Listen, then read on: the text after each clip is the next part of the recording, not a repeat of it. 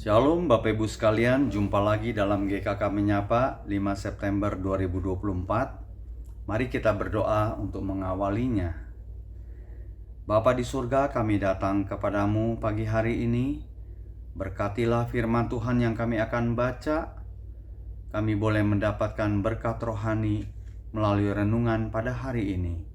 Dalam nama Yesus kami berdoa. Amin. Ya, Bapak Ibu jemaat sekalian, saya akan membacakan dari Amsal pasal 1 ayat ke-7. Takut akan Tuhan adalah permulaan pengetahuan, tetapi orang bodoh menghina hikmat dan didikan. Jadi Bapak Ibu sekalian, takut akan Tuhan adalah semacam apa ya? Bagian utama dari pengetahuan. Jadi takut akan Tuhan adalah kepala pengetahuan.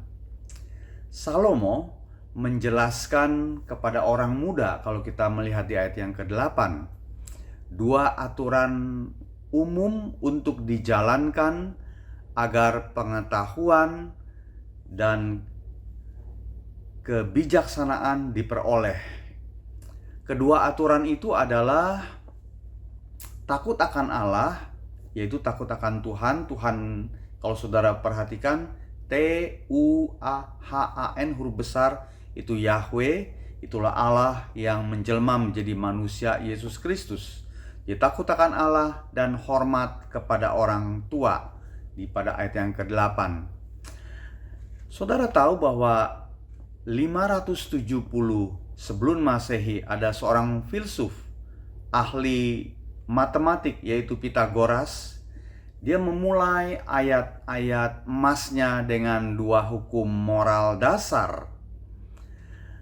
Tetapi hukum pertamanya menyedihkan saudara-saudara tentang Pitagoras ini. Mengapa?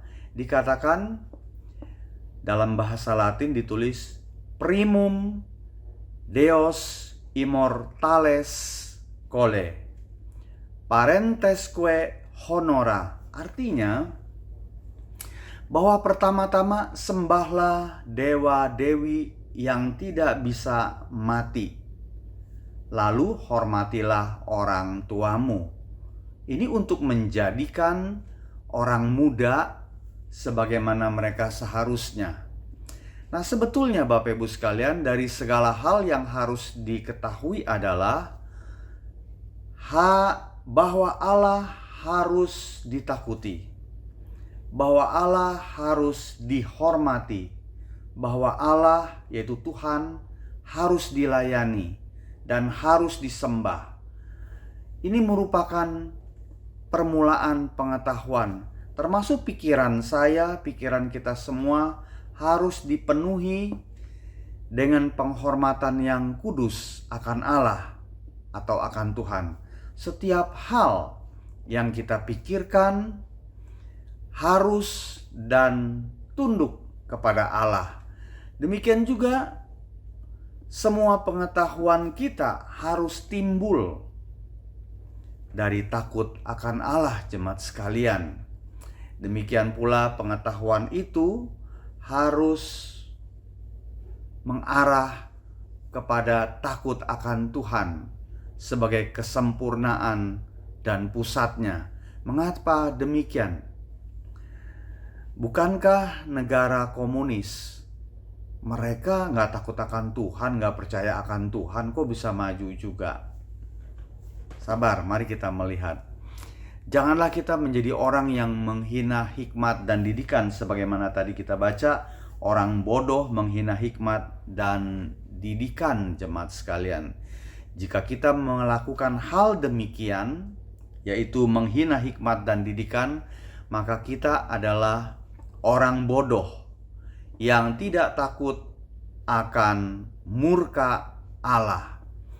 Pendeta Stephen Tong dalam satu ceramahnya pernah mengatakan bahwa pemerintah China, Xi Jinping, itu sangat kejam sebetulnya. Dia akan menghabisi lawannya, tentu mungkin menyuruh orang-orangnya dengan membunuh dengan cara yang mengerikan, diambil organ tubuhnya, ginjal untuk dijual. Itu di dalam satu ceramah, saya lupa di tanggal berapa.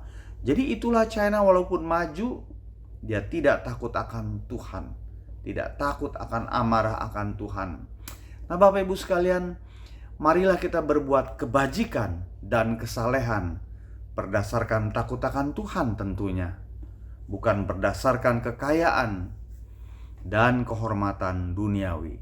Tuhan Yesus sudah menjadi bagian saudara dan saya. Mari kita penuhi pikiran, perkataan, perbuatan dengan takut akan Tuhan. Mari kita berdoa. Terima kasih untuk firman-Mu ya Tuhan. Biarlah hati kami, pikiran kami betul-betul takut akan Tuhan, melakukan segala sesuatu untuk kembali kemuliaan akan Tuhan. Dalam nama Yesus kami berdoa. Amin. Tuhan memberkati.